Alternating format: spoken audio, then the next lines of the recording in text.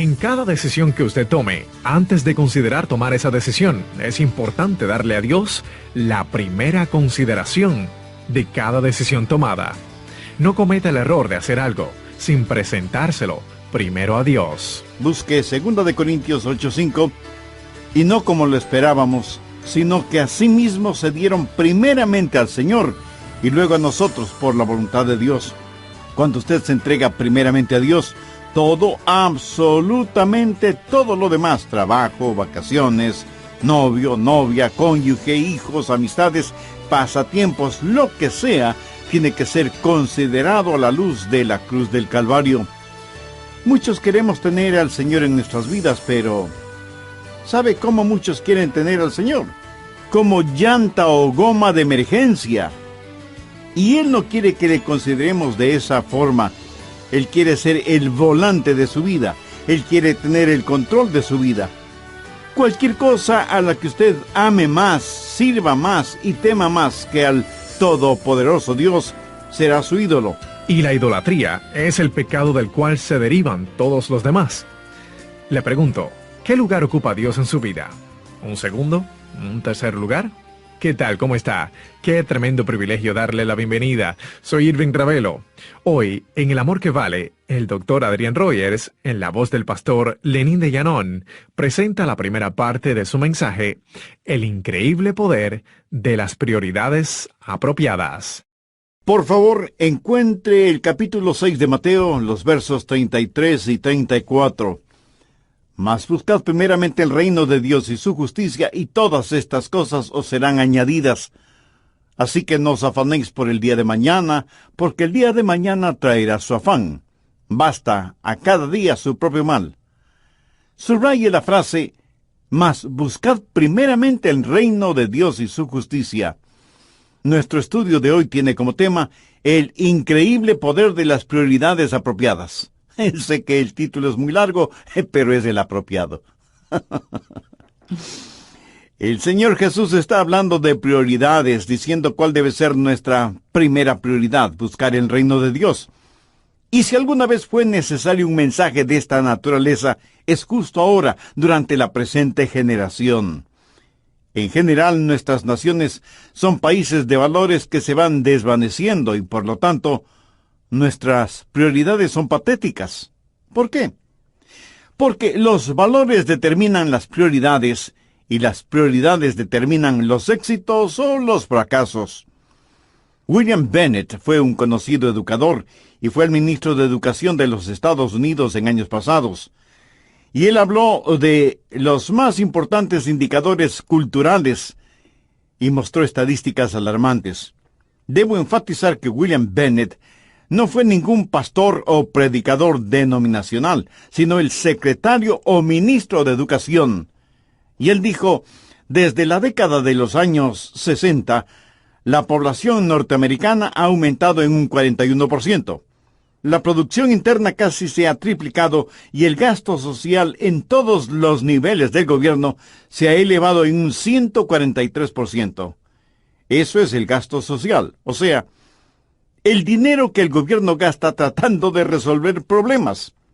En ese mismo periodo de tiempo, los crímenes violentos han aumentado en un 60% y los nacimientos ilegítimos en un 419%. De paso, permítame decir que no existen tal cosa como hijos ilegítimos.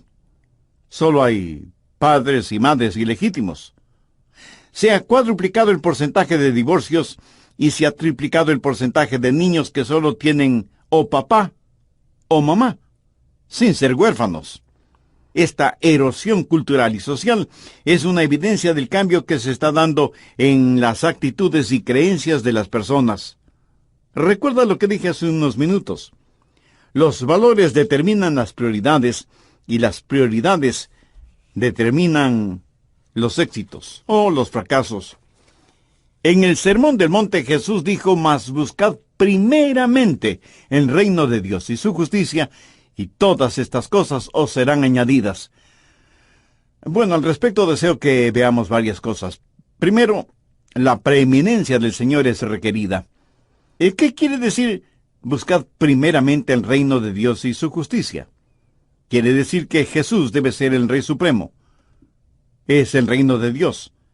Y debemos dar al Rey la preeminencia adecuada. Colosenses 1, desde el verso 17, dice: y Él es antes de todas las cosas, y todas las cosas en Él subsisten. Y Él es la cabeza del cuerpo, que es la iglesia. Él es el principio, el primogénito de entre los muertos, para que en todo tenga la preeminencia. Ese es uno de los secretos de la vida cristiana victoriosa, que Jesús tenga la preeminencia en todo. Ahora, note lo que dice el verso 19.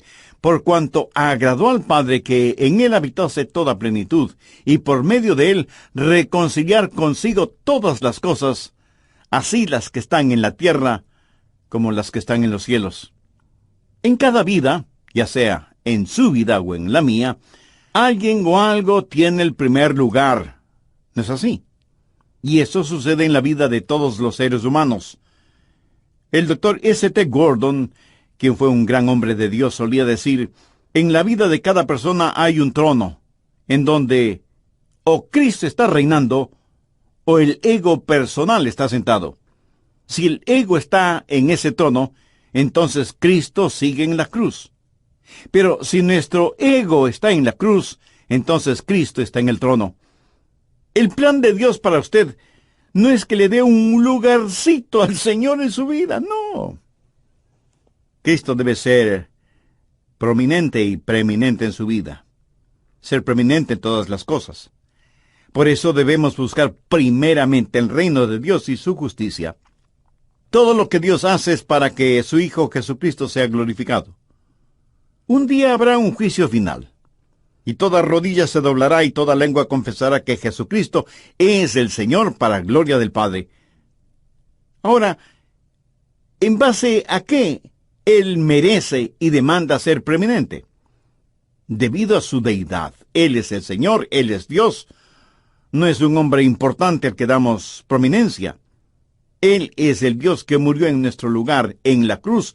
Por eso Él merece ser preeminente. Ni usted ni yo nos pertenecemos a nosotros mismos. Hemos sido comprados con su propia sangre, y por lo tanto debemos glorificarle en todo nuestro ser, alma, corazón, mente, fuerza y cuerpo. Pablo aprendió prontamente la prioridad apropiada, o sea, que Jesucristo es el número uno en la vida. El secreto del genuino éxito a cualquier nivel es el tener nuestra vida controlada, equilibrada, enfocada en el Señor Jesús. Él que dijo: nadie puede servir a dos señores. El apóstol Santiago dijo que el hombre de doble ánimo es inestable en todos sus caminos. Mi amigo, en su vida y en la mía, alguien o algo tiene que ser número uno. Mi anhelo y oración es que en su vida o en la mía, y en la vida de cada creyente, Cristo sea el número uno. Concentración es el secreto del poder a cualquier nivel. La concentración de riachuelos bajando por las montañas dará como resultado un caudaloso río. Si el agua se estanca, se convertirá en un pantano, en una ciénaga. Todo en su vida debe estar bajo el señorío de Cristo. Y alguien me dirá: pero pastor, yo tengo un trabajo y una familia a los que tengo que atender. Necesito descanso, necesito recreación, necesito amigos. Tengo que cuidar mi dieta, etcétera, etcétera. Mi amigo, por supuesto que sí. Pero todas estas cosas deben estar al servicio de su meta principal, que es glorificar a Cristo en todo, y que Él sea preeminente en todo. ¿Sabe usted lo que es una expedición? Bueno, en realidad es un viaje hacia alguna parte con un propósito definido. Cuando el apóstol Pablo en 1 Corintios 6:12 dice: todas las cosas me son lícitas, mas no todas convienen, está diciendo que tiene una meta, un propósito. Si alguna cosa es un obstáculo para conseguir esa meta, aunque sea legal, Él la dejará. Eso significa que cualquier amigo, cualquier placer, cualquier trabajo, cualquier ambición, cualquier pasatiempo que me impida hacer de Cristo el número uno en mi vida, tendré que dejarlo. Todo tiene que estar al servicio de mi Señor, para que Él tenga la preeminencia en todo. ¿Cuáles son los resultados prácticos de esta prioridad? O sea, si Cristo es el número uno en su vida o en la mía. Que primero estaré buscando el reino de Dios y su justicia. Que mi primer pensamiento al empezar el día será Él. Que mi último pensamiento al irme a descansar por la noche será Él. Permítame compartir con usted algo muy personal.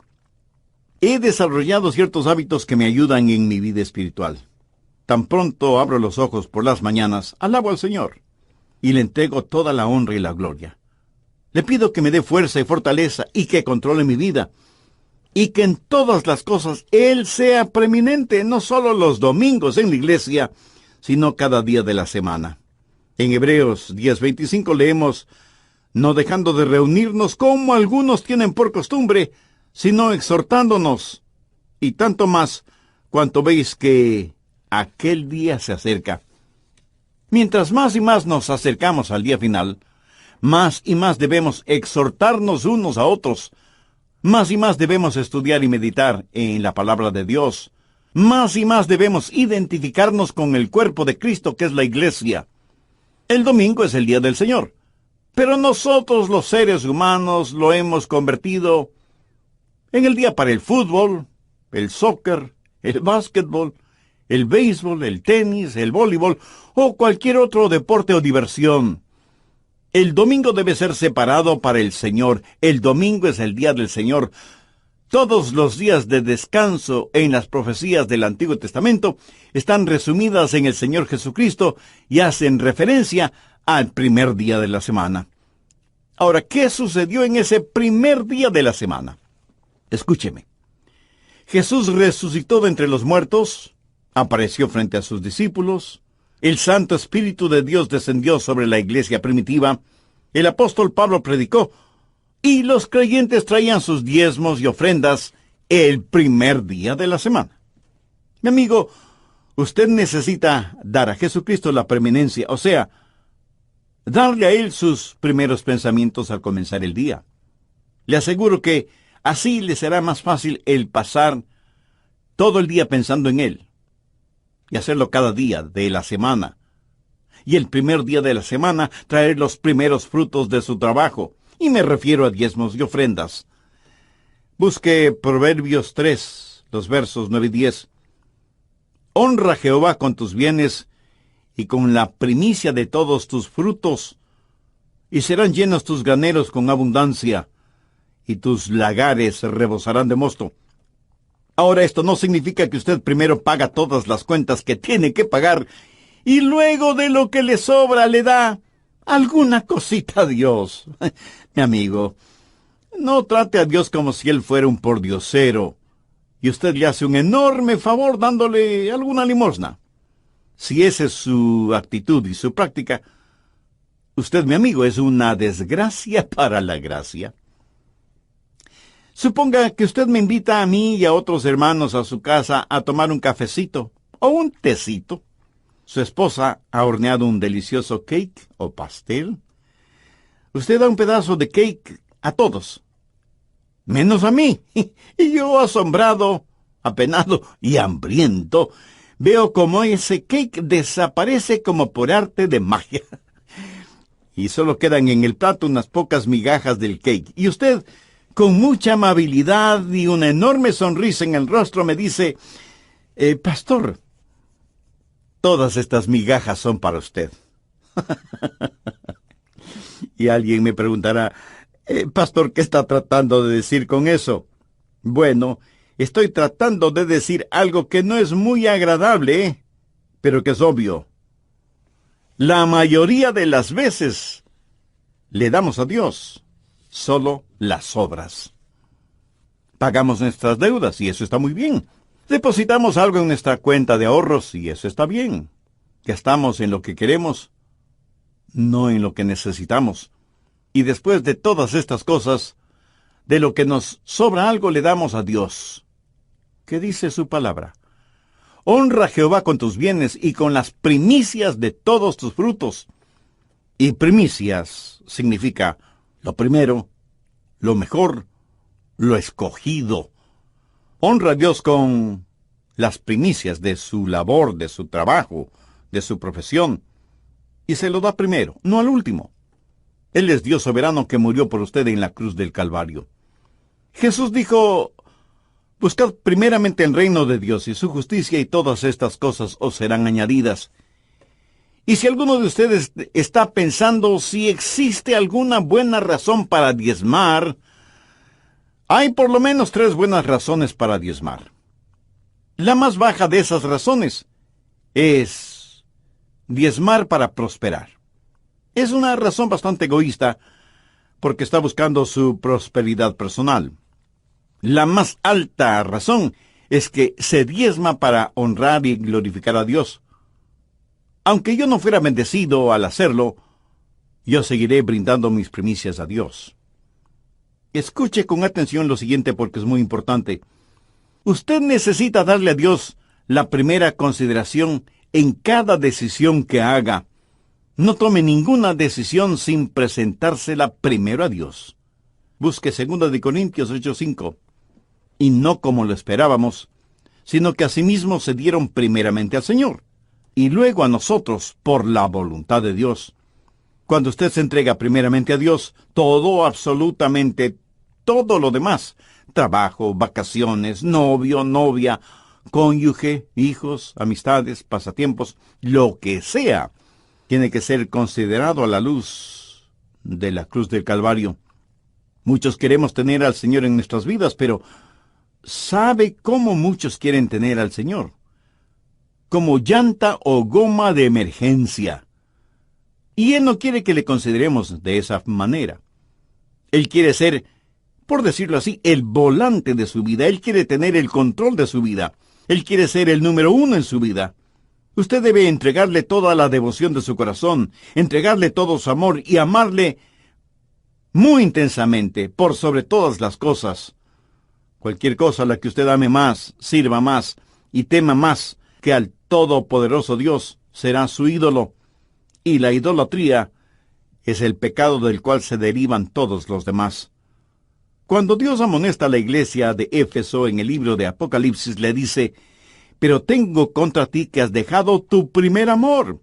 Recuerde que esta iglesia era una iglesia estupenda, activa, con discernimiento espiritual, perseguida y paciente. Sin embargo, había abandonado su primer amor hacia Dios.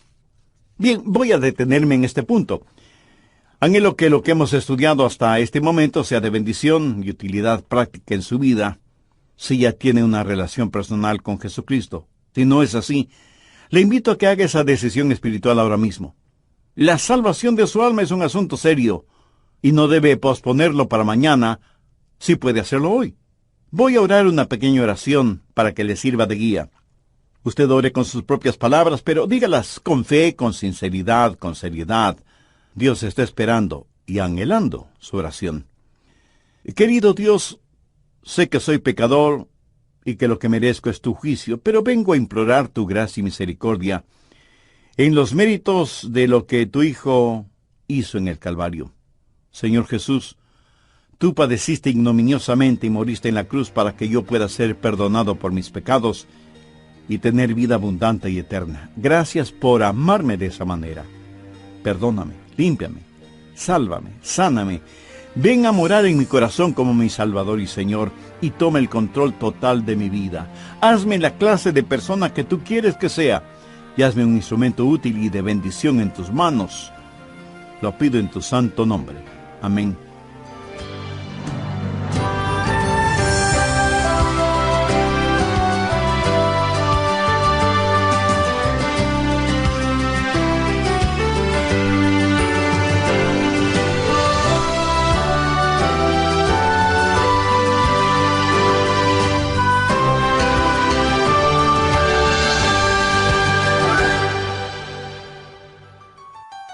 Buscad primeramente el reino de Dios y su justicia. Significa una devoción a Dios con todo el corazón. Y todas estas cosas os serán añadidas. ¿Notó estas 3 palabritas? Todas estas cosas. Parece que todos estamos en el negocio de tener o querer cosas, ¿verdad? Y el Señor nos dice que no debemos preocuparnos por ellas.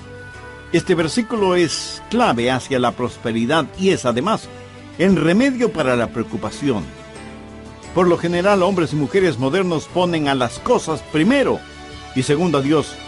Y como ya he dicho varias veces, debemos adorar a Dios, amar a la gente y usar las cosas.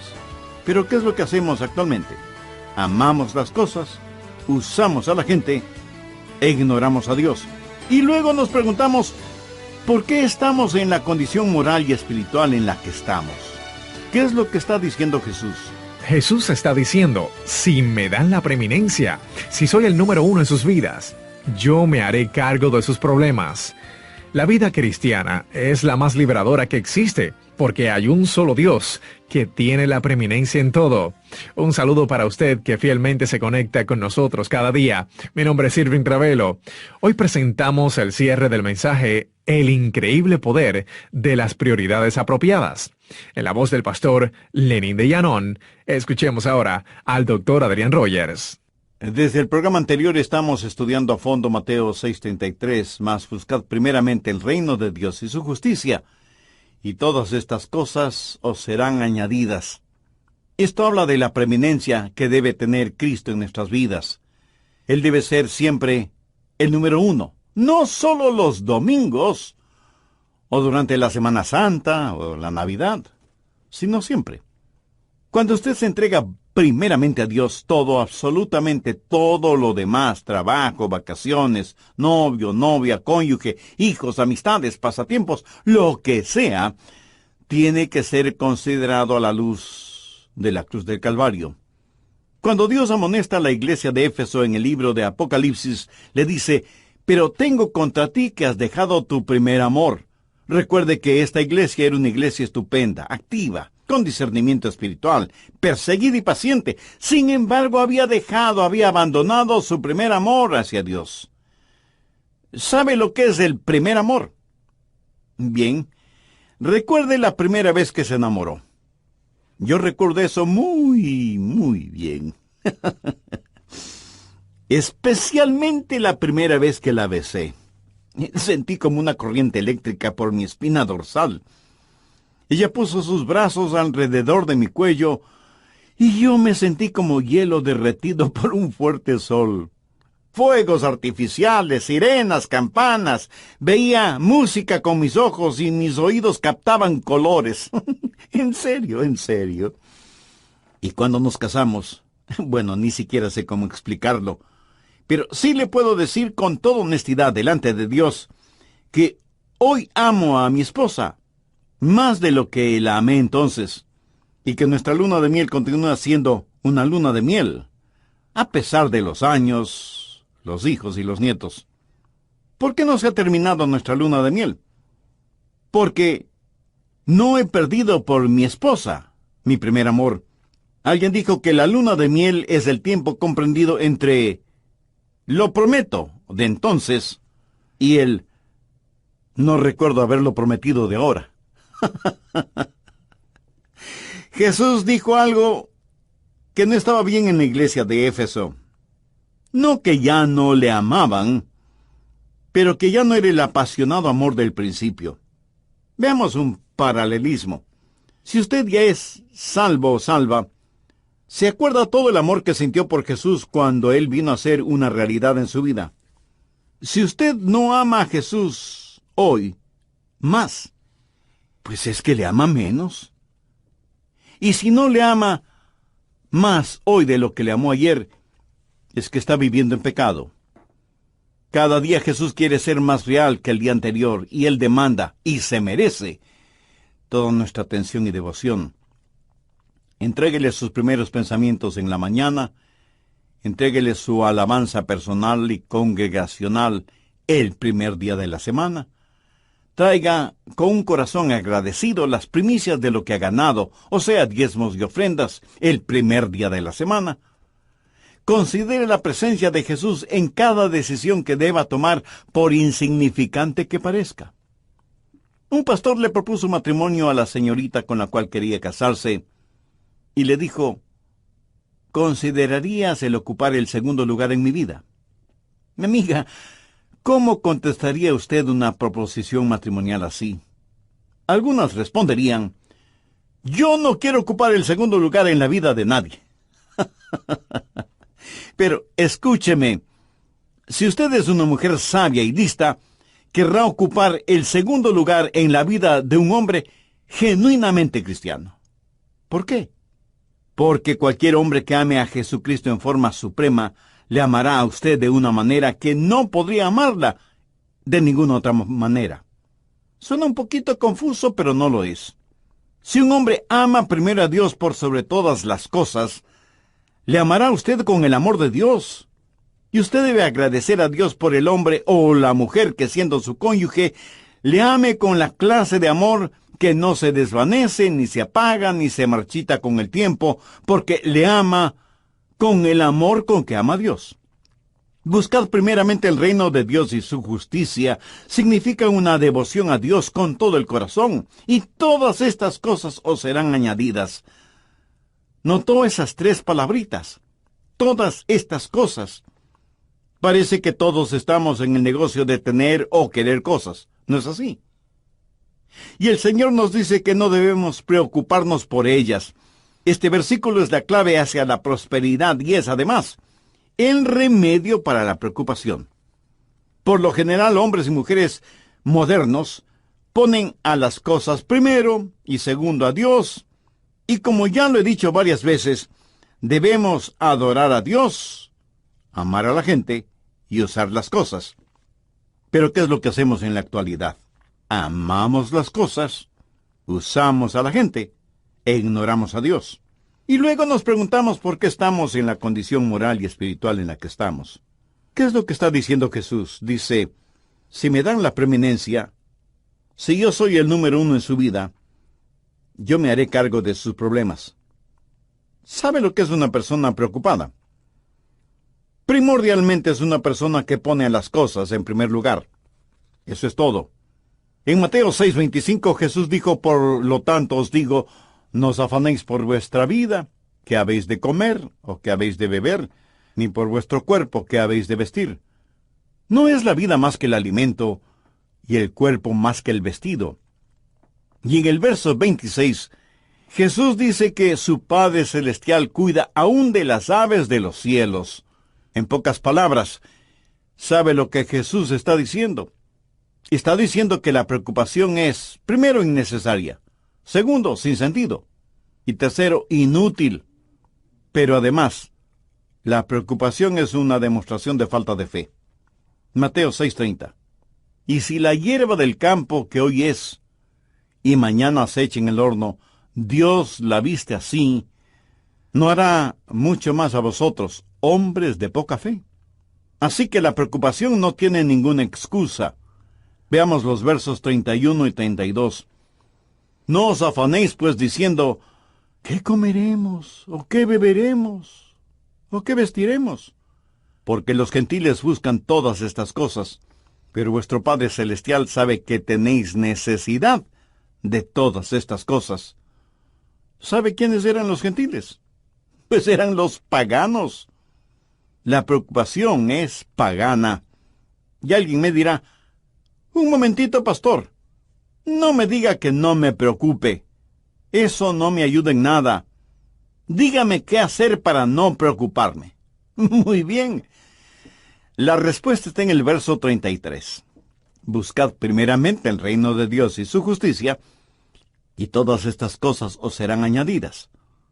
Hace muchos años tuve el gusto de conocer y hacer amistad con quien en esa época era el más famoso basquetbolista en los Estados Unidos, Pete Maravich, mejor conocido como Pistola Maravich. Era un jugador increíble.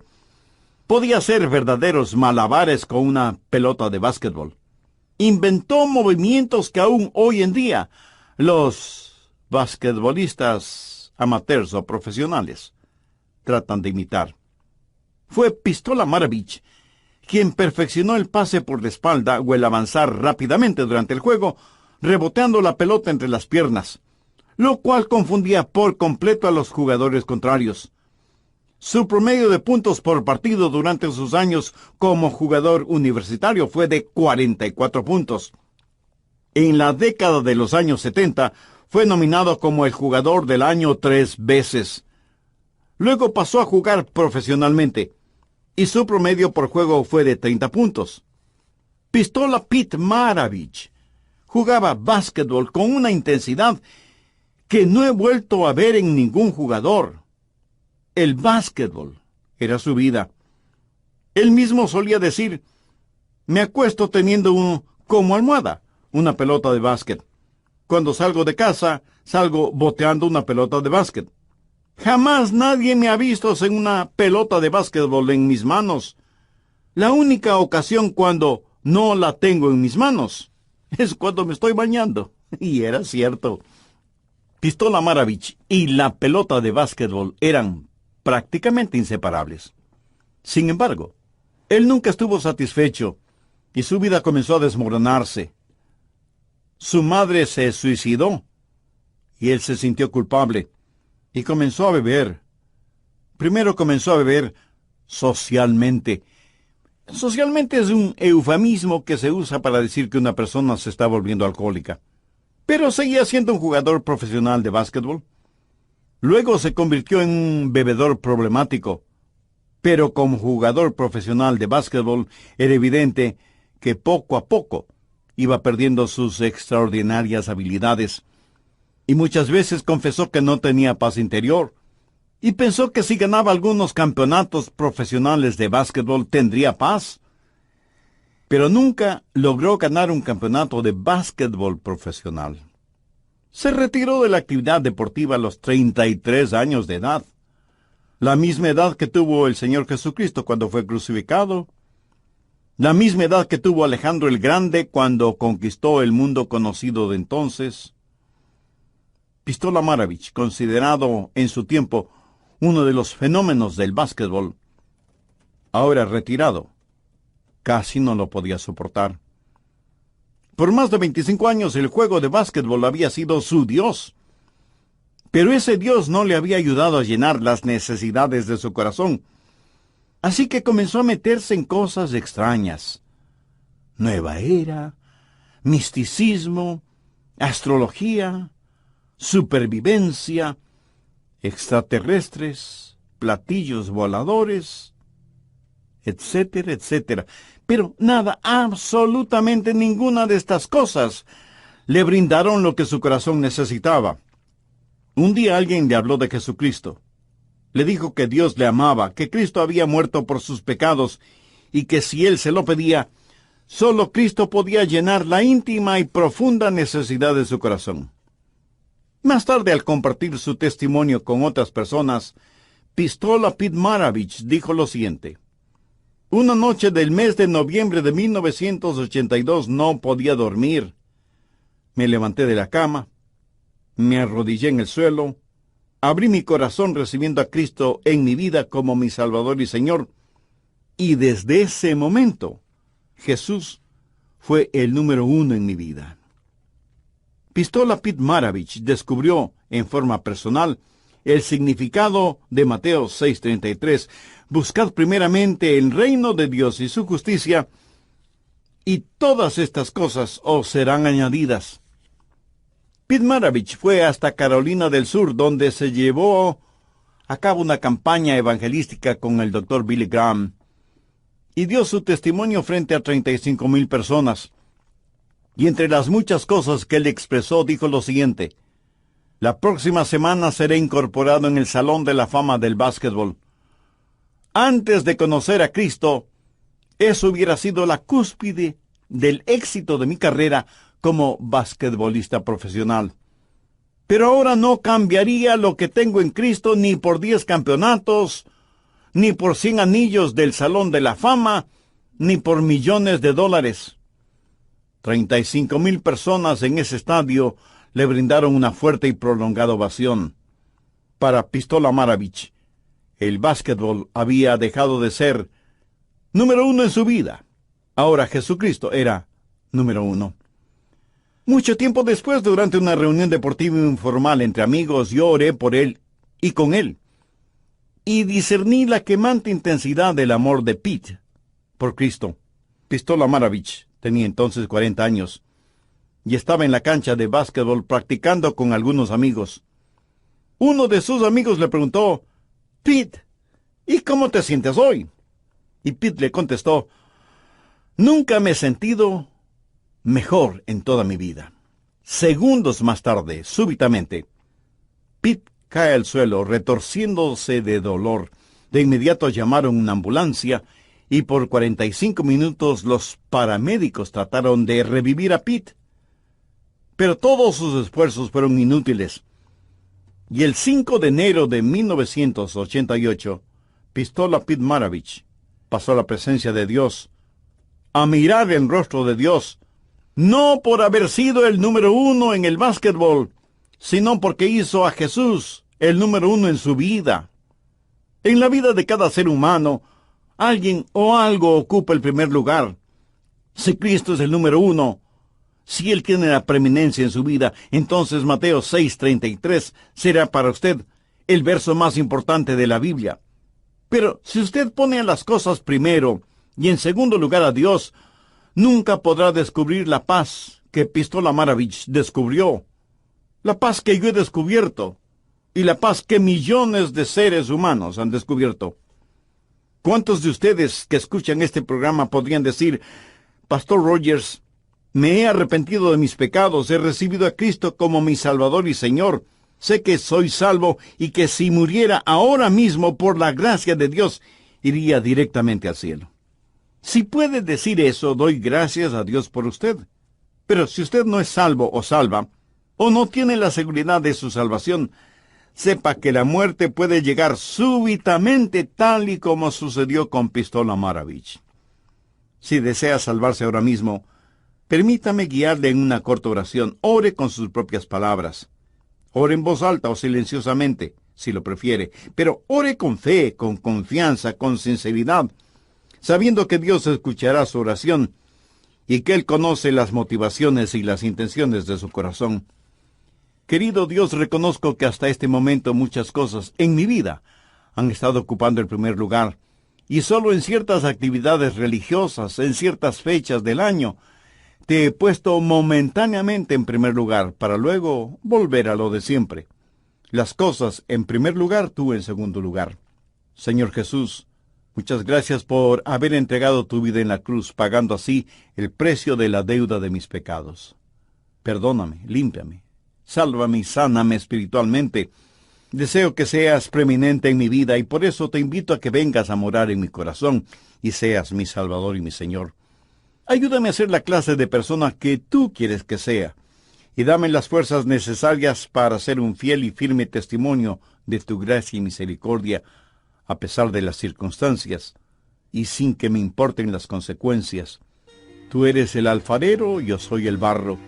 Hazme un instrumento útil y de bendición en tus manos.